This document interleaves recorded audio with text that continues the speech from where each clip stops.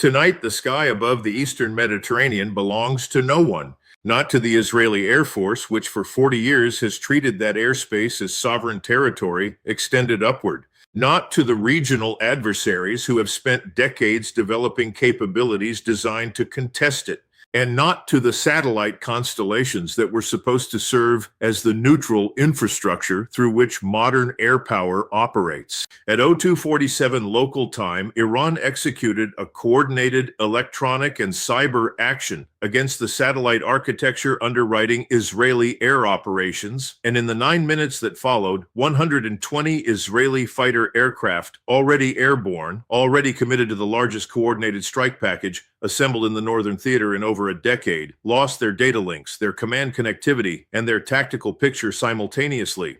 Not degraded, not partially disrupted, severed. Every satellite channel carrying mission-critical traffic between the cockpits and the Kiryat command complex in Tel Aviv went dark within a compressed window that every redundancy built into Israeli military communications was supposed to prevent. The chain of command connecting 120 aircraft to the political authorization under which they had launched collapsed in under 10 minutes. The pilots, flying at altitude over contested airspace with weapons hot and fuel bleeding, discovered that the war they had launched into had, in some fundamental way, ceased to exist. Not because the enemy had surrendered, because the enemy had reached into the invisible architecture above their aircraft and torn it down. The operation Israel had launched was not a routine strike. It had been in planning for 11 days, authorized at the highest political level, and designed as a definitive response to a cascade of Iranian provocations across the northern theater. Missile transfers into Syria had accelerated. Hardened drone facilities near Abu Kamal had reconstituted faster than previous strikes had degraded them. IRGC command personnel, previously assessed as displaced, had returned to forward positions. The Israeli General Staff concluded the situation required a single, overwhelming demonstration, a strike of unprecedented scale that would collapse forward Iranian infrastructure across multiple countries in one coordinated night and reset the regional deterrence equation for a decade. 120 aircraft were committed, 24 F-35I Adirs configured for deep penetration, 48 F-16Is carrying precision munitions against the bulk of the target set, 32 F-15Es providing standoff weapons delivery and suppression of enemy air defenses, 16 aerial refueling and electronic warfare platforms orbiting in pre-designated stations across Jordanian and Saudi airspace, coordination that had required weeks of quiet diplomatic choreography to secure. The aircraft launched in 3 waves, climbed to cruise altitudes, married up with their tankers, and received their final targeting updates through the satellite data links connecting every platform to the Kiryat. At 0238 local time, the lead F-35I elements crossed their initial points. 14 minutes to weapons release. Every system nominal, every link green. At 0247, every link went black. The first indication inside the Kiryat was a cascade of status alerts from the satellite ground segment. Communications terminals that had been carrying encrypted traffic without interruption began reporting signal degradation across multiple frequency bands simultaneously. Within 90 seconds, the degradation had progressed to complete loss of link on every channel carrying mission-critical data. The institutional assumption was technical failure at the ground segment. Satellite communications fail occasionally. Redundant systems exist precisely to manage these failures. The backup terminals reported the same signal environment. The alternate satellites showed the same degradation. Every redundancy built into the architecture was returning the same result, and that result was operationally impossible under any threat model the Israeli command had formally prepared for. What was unfolding was not a failure. It was an attack executed across 3 separate capability domains simultaneously with a coordination the Israeli intelligence community had assessed as years beyond current Iranian operational status. Ground-based high-powered jammers positioned across western Iran were saturating the uplink frequencies of the communications satellites Israeli forces relied upon, a networked array operating in coordinated integrated frequency hopping patterns designed to deny adaptive filtering. Specialized payloads aboard Iranian high-altitude platforms generated directional interference targeted at the satellites serving the operational theater, and cyber intrusions pre-positioned months earlier in segments of the ground infrastructure, in contractor facilities, in international network exchange points, in the commercial routing layers whose security postures had never matched the sensitivity of the traffic they carried. Akyat.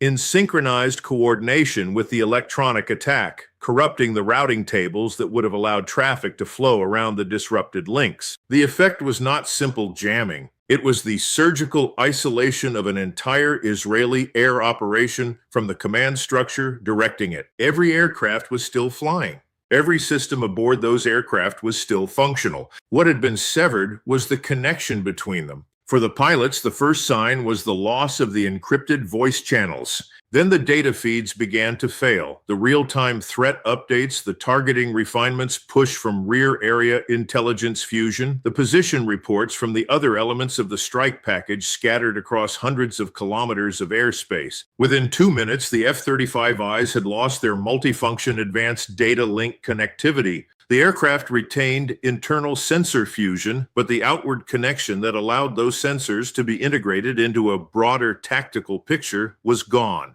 Each pilot was reduced to what his own aircraft could see from its own position in the sky. The F-16Is and F-15Es experienced a more immediate degradation. GPS signals began showing position errors that grew from meters to hundreds of meters to useless. Inertial navigation continued to function, but without GPS correction, it would drift at rates that would render precision weapons delivery impossible against hardened targets. The strike leads began the procedures rehearsed for communications-denied environments: tight formation discipline, pre-briefed rally points, emissions control. But the procedures had been developed against a threat model that assumed local, temporary disruption. What the pilots were experiencing was total and sustained. Every aircraft, every link, every frequency. At 02:52, 5 minutes into the blackout, the lead F-35I element commander made a decision that would be examined in after-action reviews for years. Without connectivity to confirm the operational picture, without the ability to verify that the strike package was still coherent, without any assurance that the political authorization under which the mission had launched remained in effect, he initiated the abort sequence. 90 seconds later, the abort call propagated through the formation the only way it could, by visual signal and short-range line-of-sight radio, aircraft to aircraft, across a strike package stretched across 3 countries of airspace. To understand how a regional power operating under sanctions acquired this capability, one must abandon the assumption that Iranian military capability is bounded by Iranian industrial scale.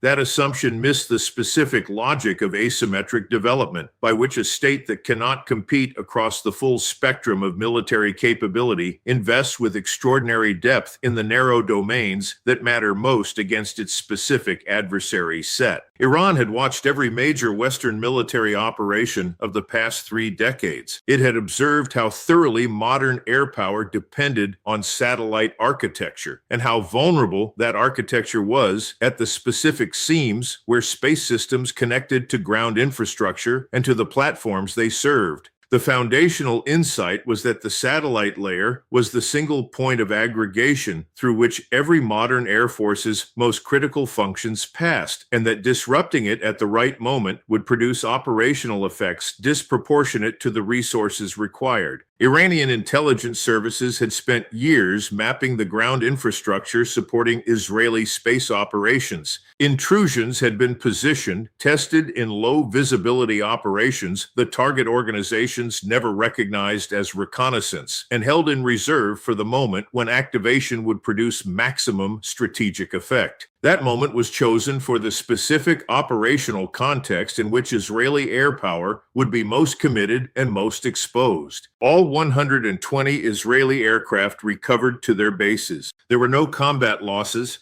There were no pilot casualties. In the narrowest military accounting, the engagement produced no kinetic damage. This is the framing Israeli public affairs has emphasized, and it is accurate and it is catastrophically insufficient. What did not return with those aircraft was the foundational assumption that has organized Israeli air doctrine for a generation, that the Israeli Air Force operates within a command and sensing architecture adversaries cannot meaningfully contest. That assumption had justified force structures, operational concepts, alliance arrangements, and political commitments whose aggregate weight represents the security posture of the state itself. And it has now been operationally disproven by 9 minutes against which the most advanced air force in the Middle East possessed no effective counter.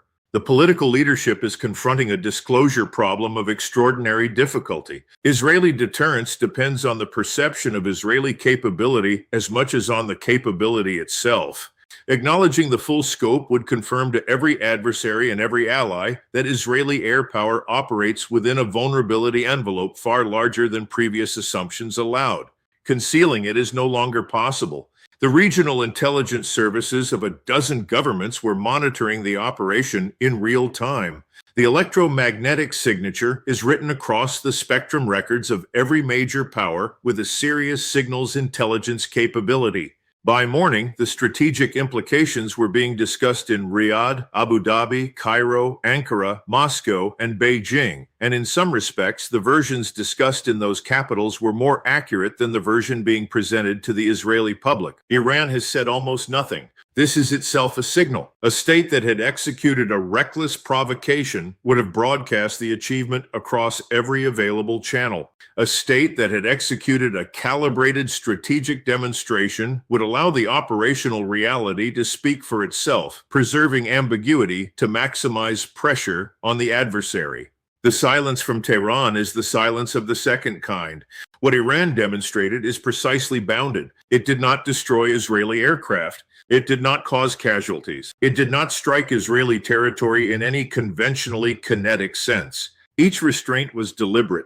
Each removes a potential justification for the kind of escalatory response that would convert a controlled demonstration into a regional war Iran has no interest in precipitating on terms dictated by the other side. What Iran established is a capability envelope, a zone within which Israeli air operations now occur under the shadow of demonstrated Iranian ability to disrupt them at will. Every future Israeli strike, every planning cycle, every political decision about the use of air power must now account for the possibility that Iran will activate the same capability and that the response options available once aircraft are again airborne and disconnected are essentially none.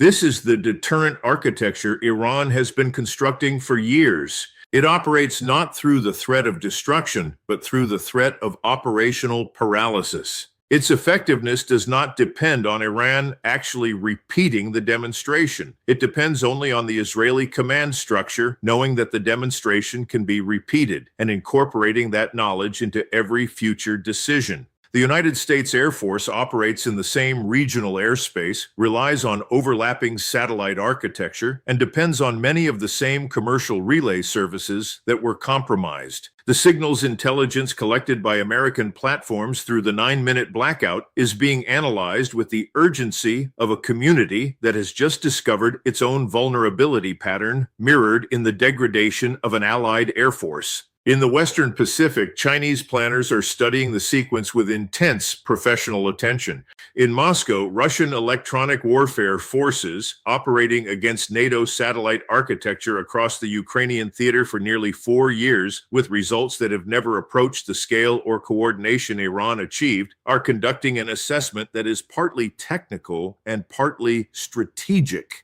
The investigations inside Israel are already underway. Redundant communications architectures will be developed. Alternative positioning systems will be accelerated. None of this will restore what was lost. What was lost was not a capability, it was a certainty. The certainty that the Israeli Air Force operated above the contest, that its command structure was secure, that its pilots flew within an architecture whose reliability could be assumed. That certainty had been one of the foundational psychological assets of the Israeli security establishment, and its loss is permanent.